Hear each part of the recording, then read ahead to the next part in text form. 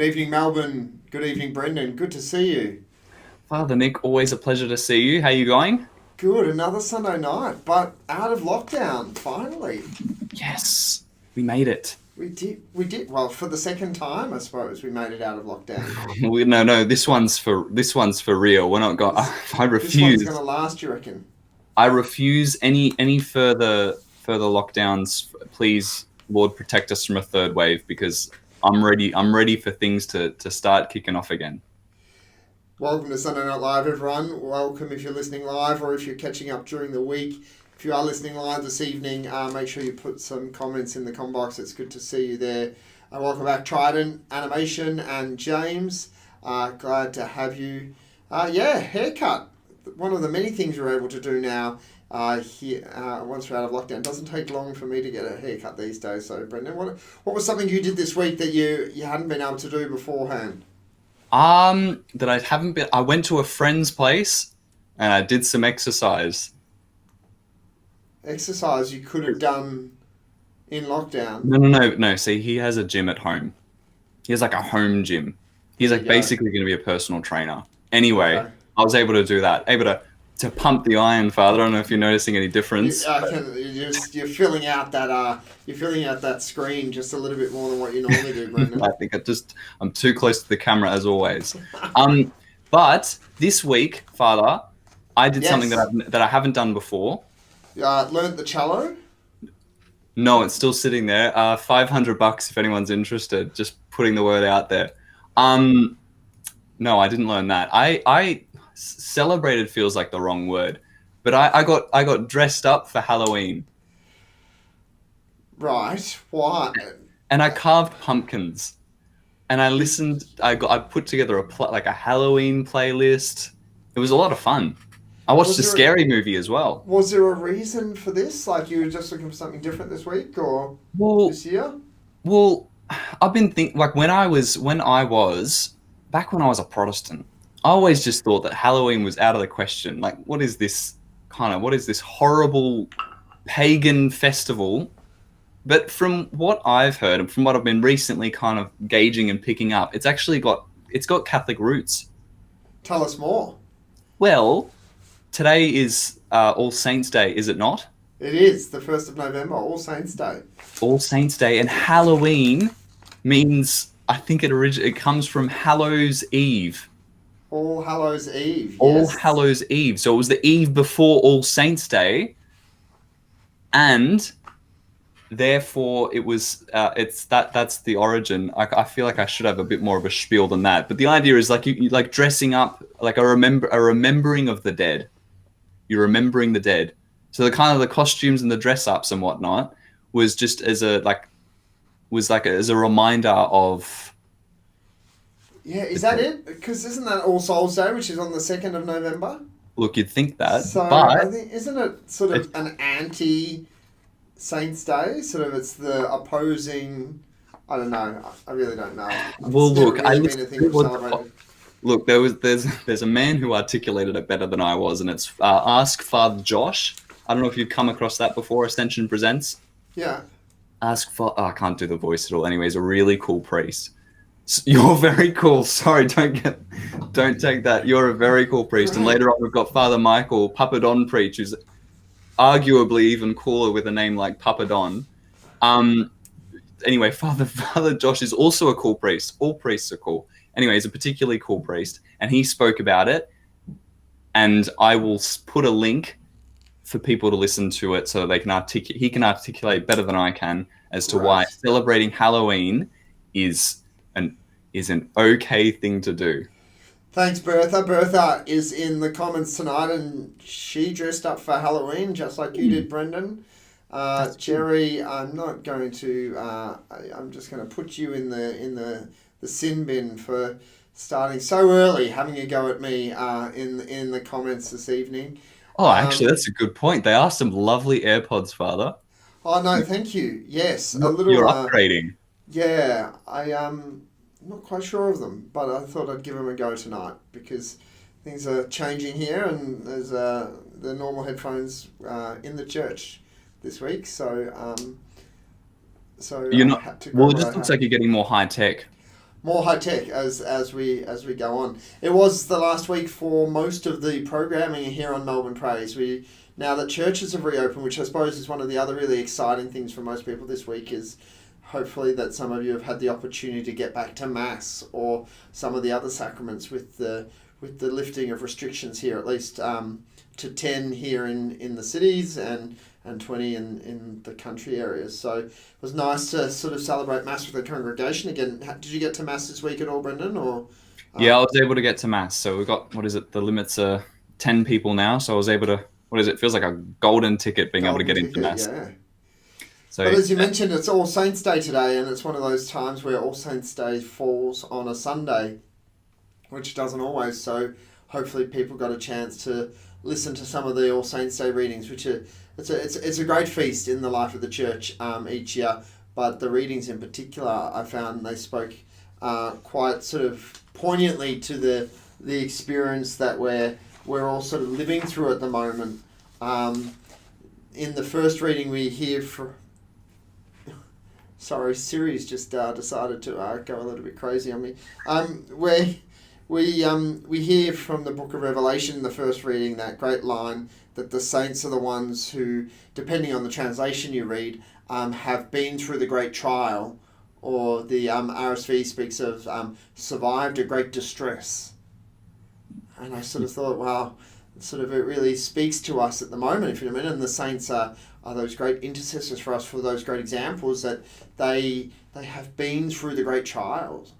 And for each saint it was something different, but they all had some kind of trial or hardship, and it was going through that with courage and perseverance is what made them a saint. So just it really sort of, I suppose, spoke to me this year about, I suppose, the trials that we've all been going through with COVID and the lockdown and quarantine and studying or working from home and all those different trials. Like for the saints of old, if you know what I mean, this has been our means of sanctity and of growing in holiness.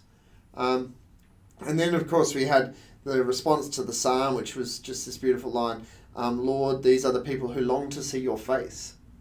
I just thought, again, a little ironic, if you know what I mean, whilst churches are closed. If you know what I mean, people who, everybody is sort of longing to see the face of the Lord, longing to be in His presence, longing to be recipients of the sacraments. And again, we see this in the lives of the saints. They're people who have lived great lives. They've gone through times of persecution and trial, but throughout it all, they have sought the face of the Lord in their own lives and in their own trials. So again, that reminder for us that that's what we're called to do in our own trials and in our own time, is to seek the face of the Lord, even in the suffering and the hardship, but also to constantly seek Him and seek Him out in ways in which we can serve Him and serve Him better in our neighbours and our brothers and sisters. So again, that great example of the saints for us in our own time. And then we had the Beatitudes. And I always love when the Beatitudes come up in the scriptures, because I'm reminded of a talk that Bishop Peter Elliott gave us at the seminary, and he's a great liturgist. Bishop Elliott is, and he said to us, because the adage in the church is that we are, as priests, we're not able to add, subtract, or change anything from the liturgy. We receive the liturgy from the church and we pass it on faithfully to you, the people of God. But Bishop Elliott spoke to us in this liturgy class once and just said, except for the Beatitudes. He said, it's the one time I give you permission to change something in the liturgy. And it's because in the Jerusalem translation of the scriptures that we have, that we read in the Mass, the Beatitudes come up with happy are the poor in spirit, happy are those who hunger and thirst, happy those who mourn. And he said, no, it's not true. Have you ever met someone who was happy when they mourned, or happy when they were hungry, or happy when they were being persecuted for righteousness? No, this is not It's not true. It's a really poor translation of the text, and the word is blessed, and that there's a distinct difference between being happy and being blessed, and that ultimately blessedness comes to us not in this life but in the life to come. And this is why it's such a beautiful reading for us on All Saints Day. It's because what we're striving for is not happiness in this life, but blessedness in the next life, the life that is to come. And that's what the saints have achieved. So I always get a bit of a smirk when I don't change it. I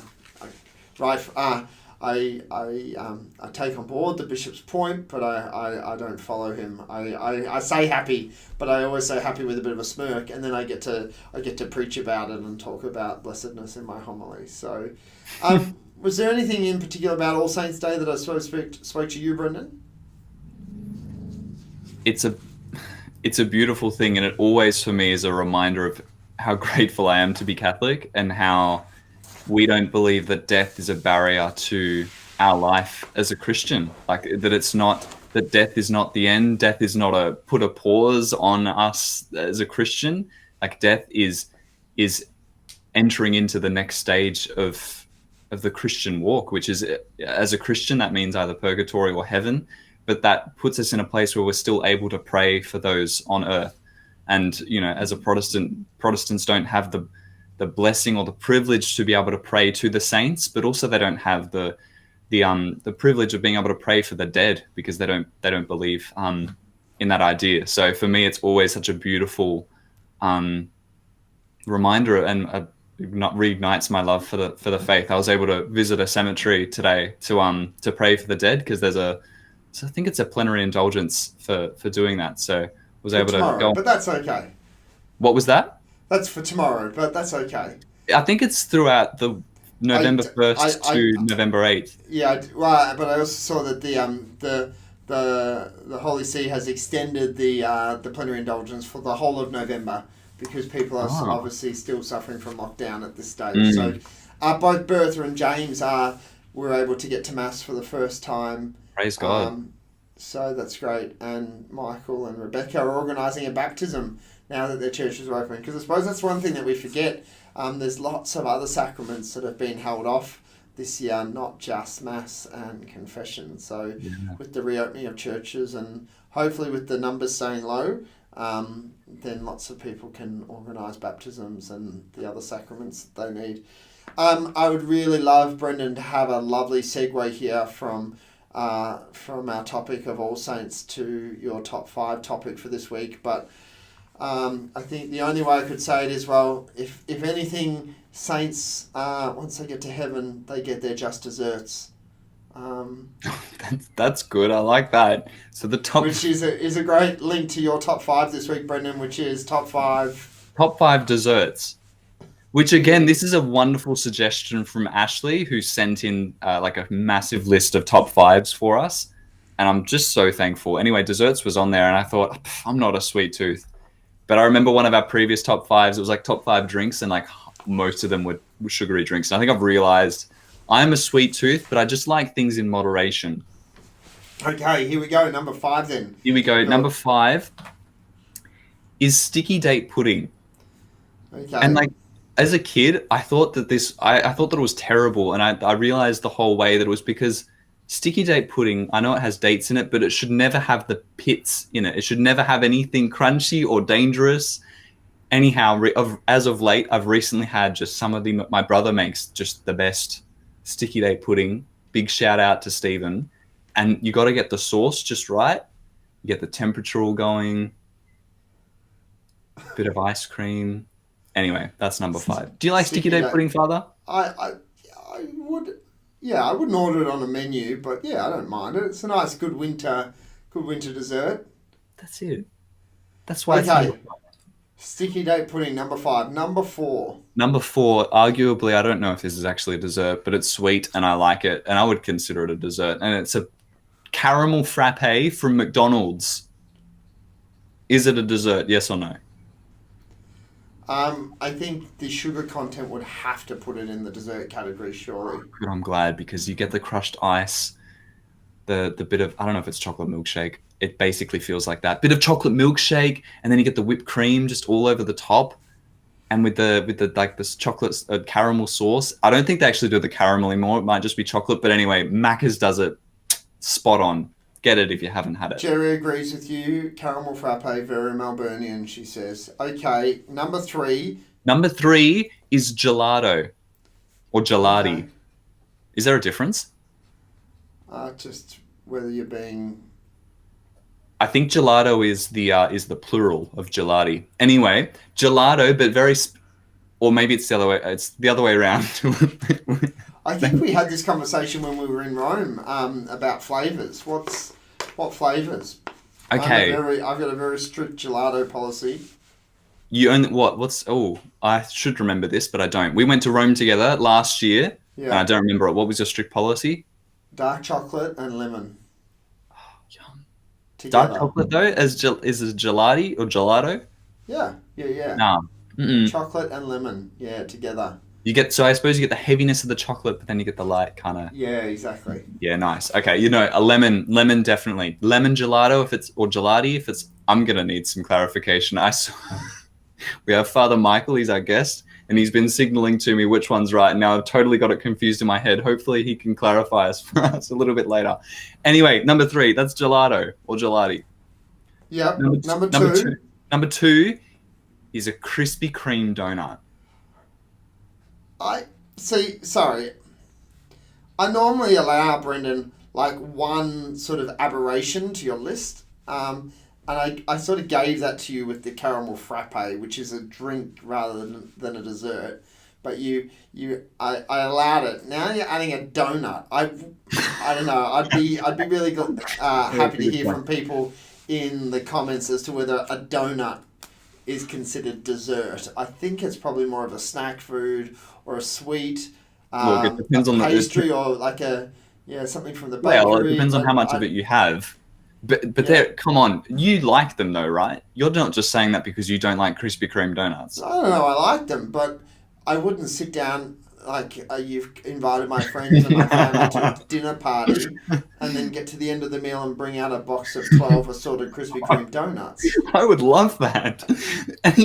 Far out. If anyone invited me over for dinner and then for dessert was a box of Krispy Kreme donuts, I would tell them that they're the best host that I've ever been hosted by. Brendan. Okay, Jerry's given us her number 1, but I don't think it's Brendan's number 1.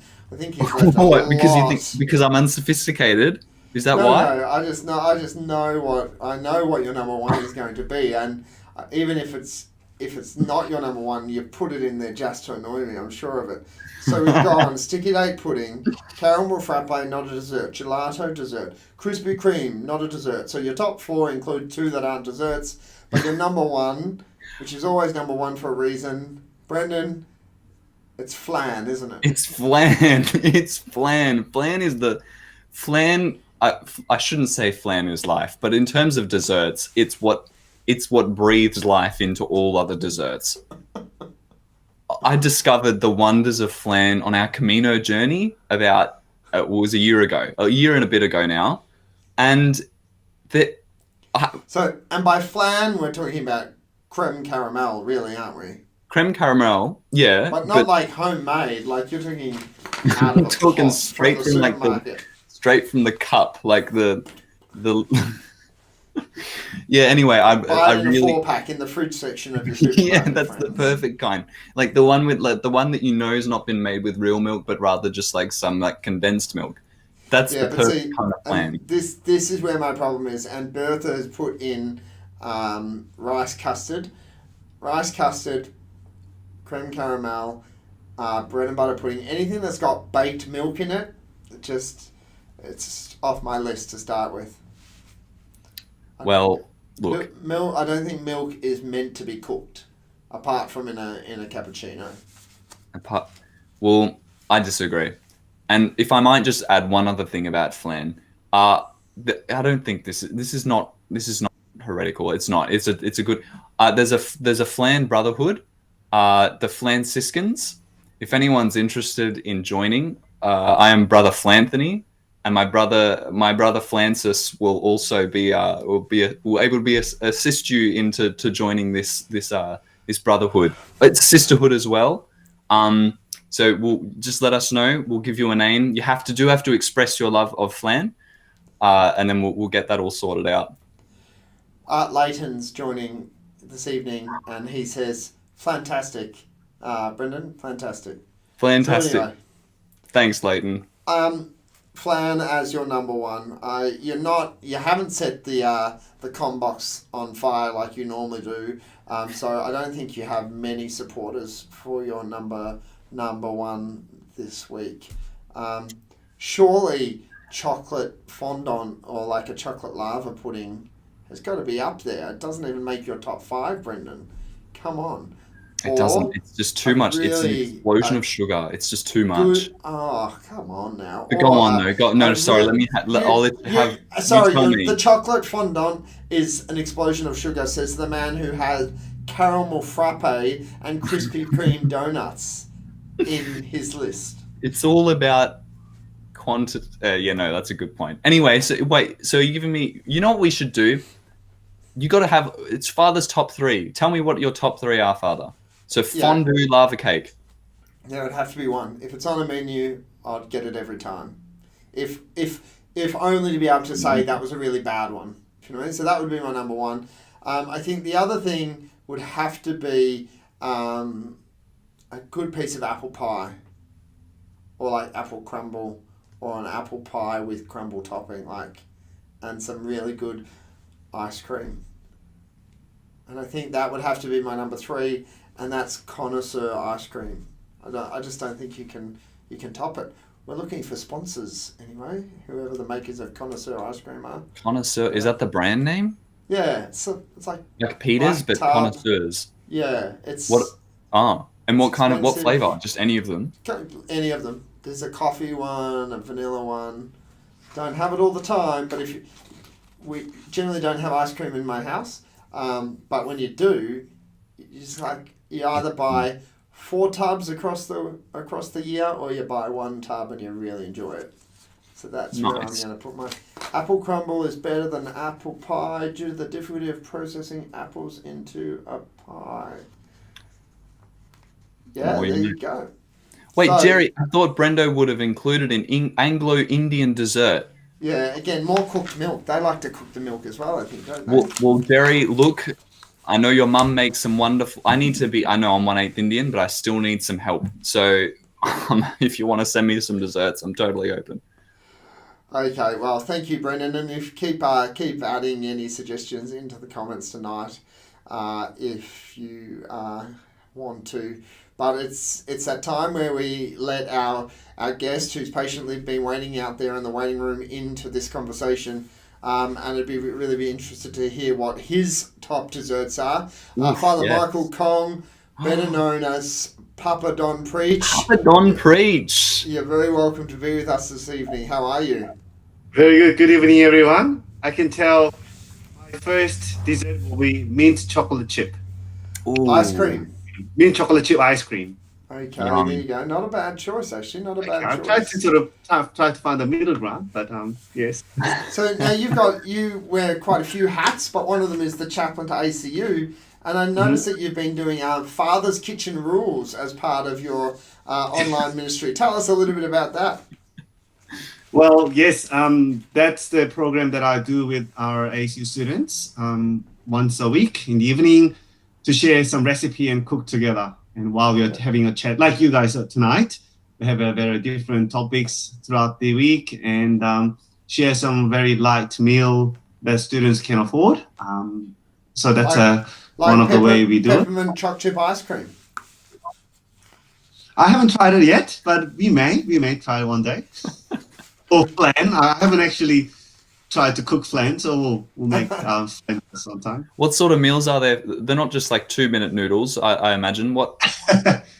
I tend to do it, but generally it can be a Korean food because my background is South Korean. So sometimes I share the Korean dish, but some other students share actually some dessert recipe or other type of food they like to cook. So we share the recipe beforehand, and one night we we cook together and have chat. So Catherine's listening tonight, and she's a shout out to you, Father Michael. But if you're I know she's an ACU student, but if there's any other ACU students who are listening live, make sure you say hello to Father Michael in the comments. Father Michael, we've known each other for a few years now, but can you share with us a little bit of your story, where you've come from and what's brought you to be a priest here in Melbourne? Sure. So I was born in South Korea, and then I came to Australia in 2006 to study English. And then I jumped into the commerce degree. So I studied a bit of commerce, and then I met a beautiful priest in Melbourne who actually showed me the real example of Good Shepherd. So when I saw him and observed, he's like, Father Nick is a very good priest. So this priest inspired me a lot as well. I never thought about to be a priest in overseas, but through him, I joined the seminary.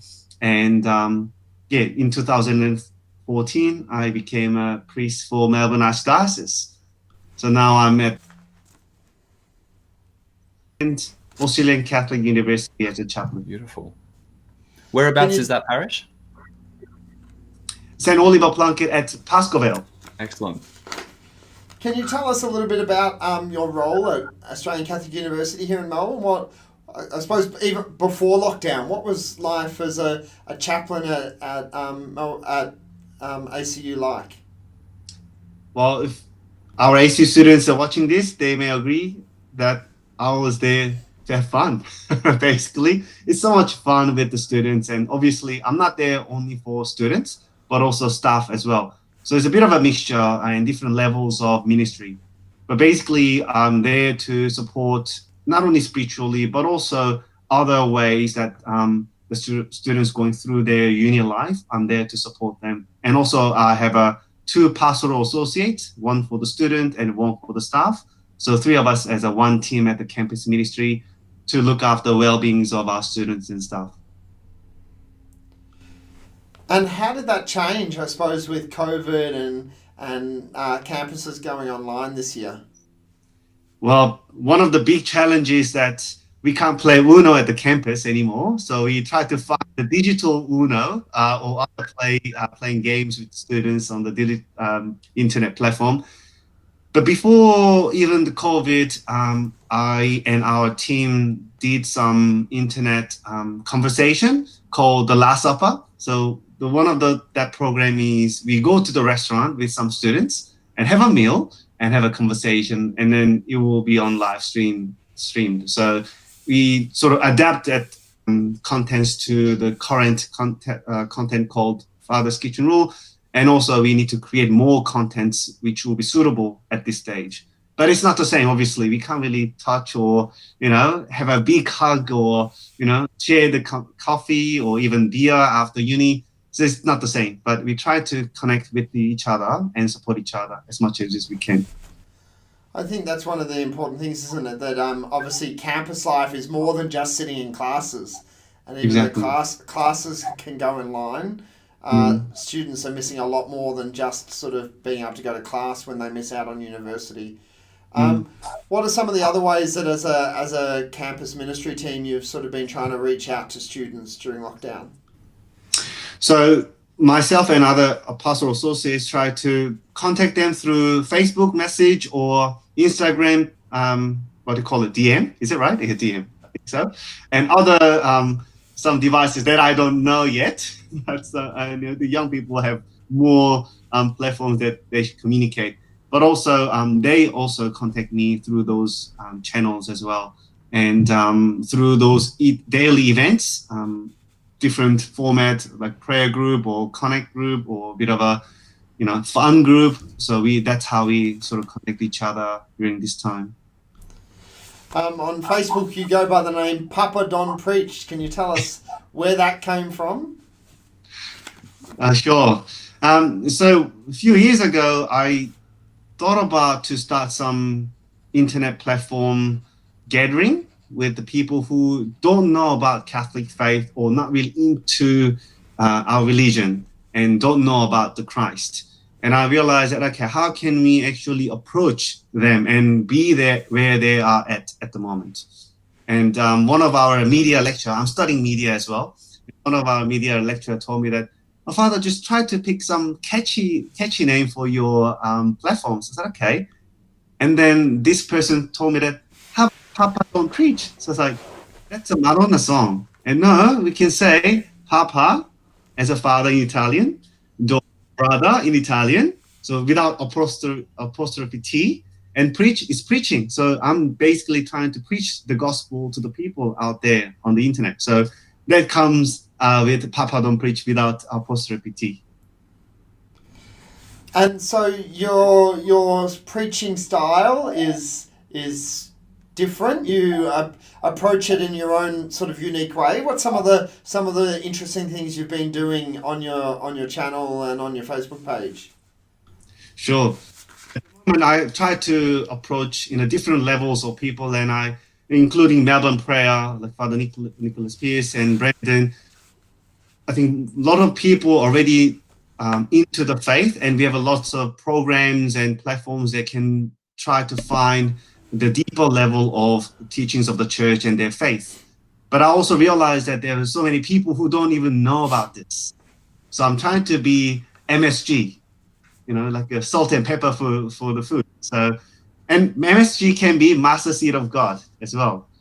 So I see my role as a bridge for the people who don't even know about the Christ, or even not know what the Archdiocese of Melbourne, or in a broader way, Roman Catholic Church is doing. So I'm trying to preach them in a funny level. So for those who are already in the faith level, may see my contents can be quite easy and funny, but I'm trying to put up some sort of more engaging and attractive way to communicate with the people on the platform. And you were saying before that some of that is, I suppose, engaging with secular music and secular culture and the world around us. Is there any ways that you've sort of been doing that in particular lately as a way of trying to sort of reach out? Yes, so I use or sometimes selfie. I'm not that good looking. I need to have a haircut like Father Pierce, of course. I didn't have a chance yet. So I take selfie or take some beautiful nature as a creation of God, or even use some sort of secular music which can be related to the gospel message. And so even if the visual is very secular, but the meaning behind or the words that I put will be related to the Sunday's gospel or readings of the day type of thing. So I'm trying to put the word of God into the secular world so that people can have a taste of the word of God or even the work of God. Catherine's listening tonight, and she mentioned something about exercise and prayer. Can you tell us a little bit about that? Yeah, there you go. That reminds me. Thank you, Catherine. Yes, so again, within this lockdown situation or during the COVID lockdown, I know the mental issue and the people are struggling with the physical level of exercise as well. So I thought, all right, why can't we put these two together, spiritual and physical exercise? So I introduced a mini video with one exercise each week with one prayer together.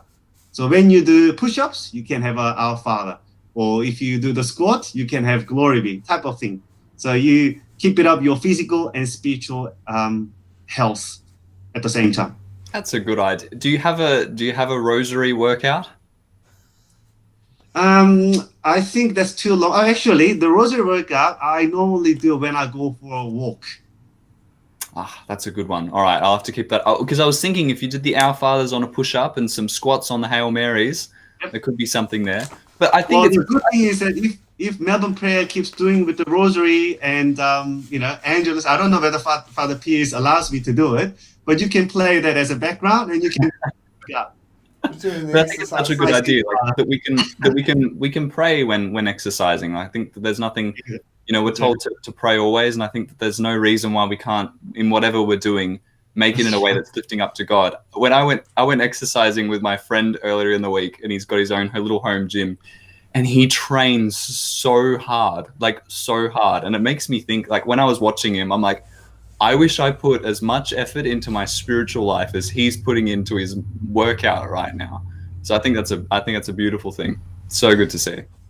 Speaking, Brendan, about things that you probably could have put a little bit more effort into, Father Michael, you're quite an accomplished musician as well.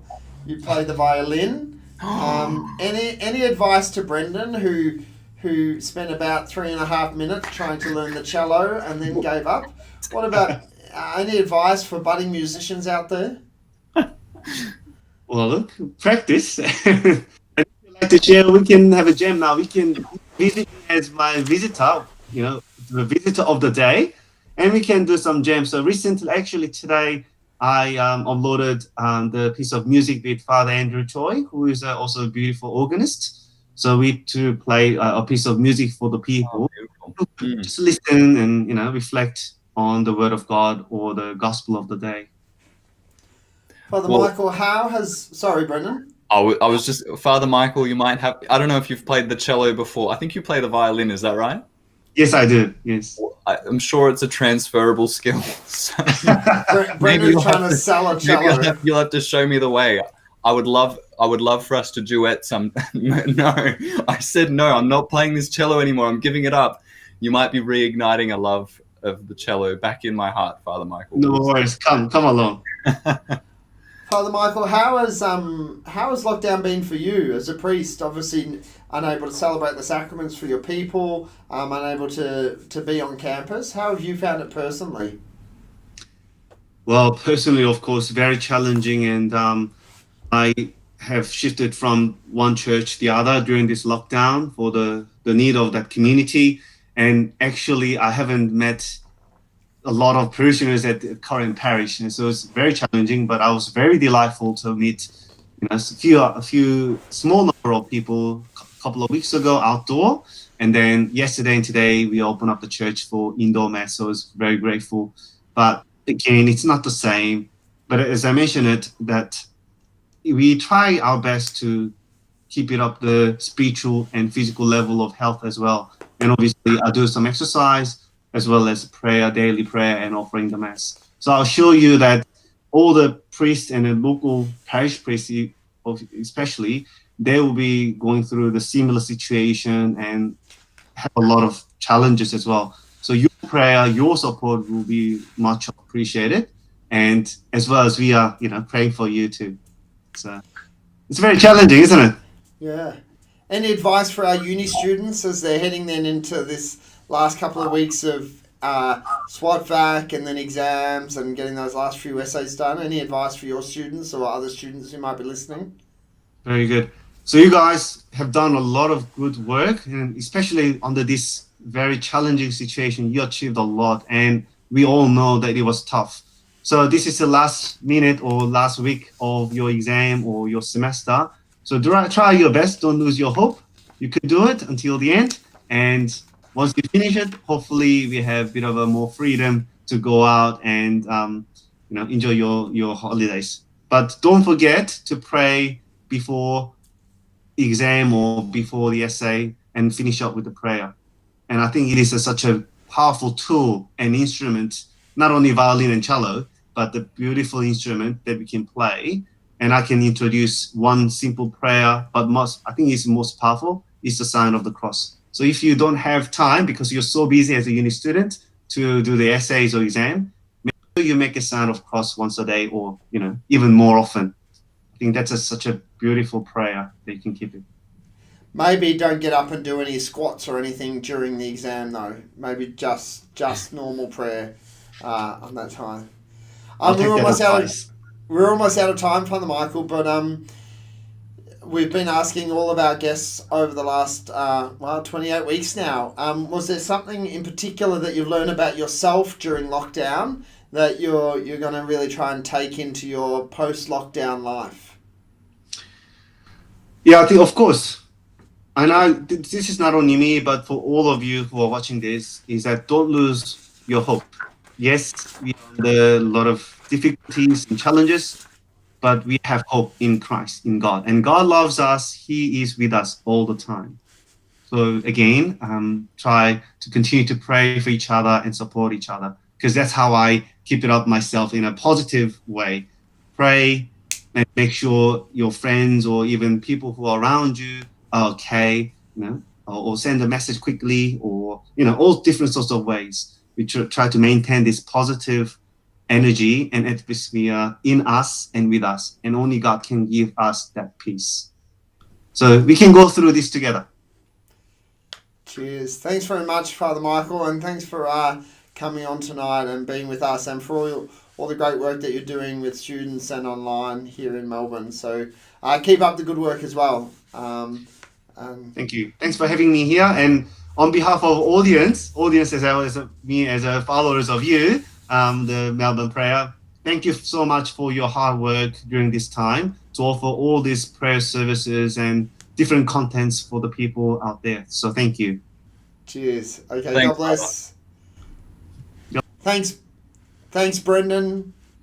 It's been another good week.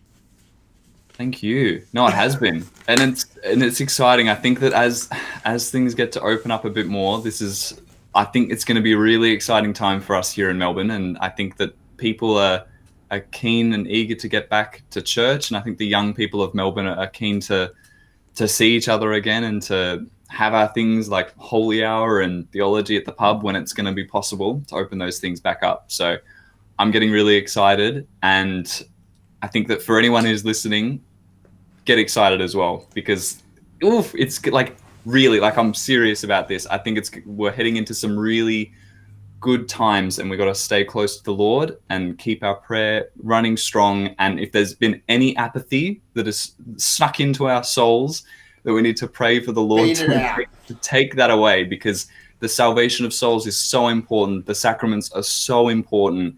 And if there's any, like, it's hard when you're away from the sacraments to let that apathy or let that sloth or let that acedia sink into our souls.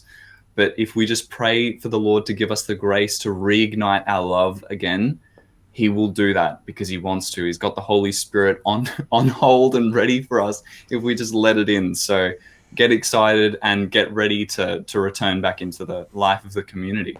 And just start, that community life as well, if you mean. Start reaching out, if you know what I mean. Even if it's a coffee down the street or a walk in the park, or small groups at the moment, if you mean. Small groups for some prayer or Bible study. Now that we are able to start doing it again, let's do it. And we might not obviously be back in large numbers before the end of the year, but do what you can, if you mean. Get together with some of your Catholic friends and just do some prayer together and support each other. I'm conscious also that when we had Tony Perrotta on a few weeks back, he spoke to those people who might be feeling a bit anxious about sort of coming out of lockdown.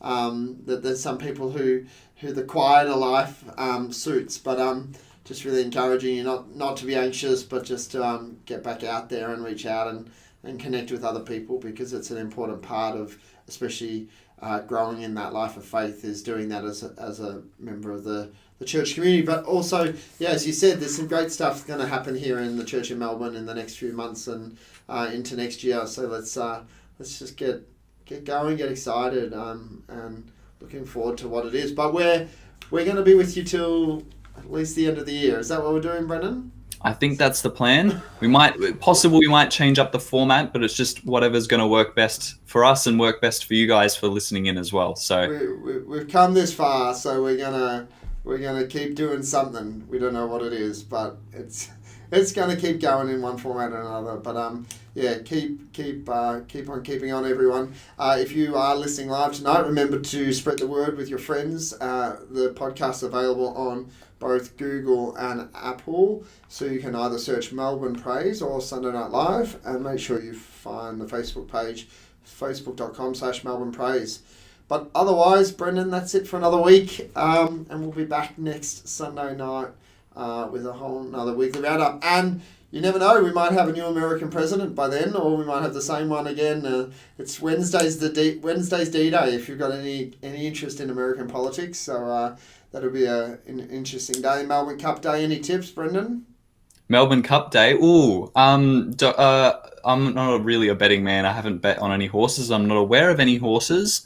But let the best horse win. Do you watch the races? Not. I do, because it's what you do, but I don't watch it with any sort of real interest. Well, look, enjoy the races then. Yeah, that's my advice. Have a good week. Enjoy the races, enjoy the politics, and we'll see you all next Sunday night. God bless Thanks, everyone. brother. God bless you. Ciao. Cheers.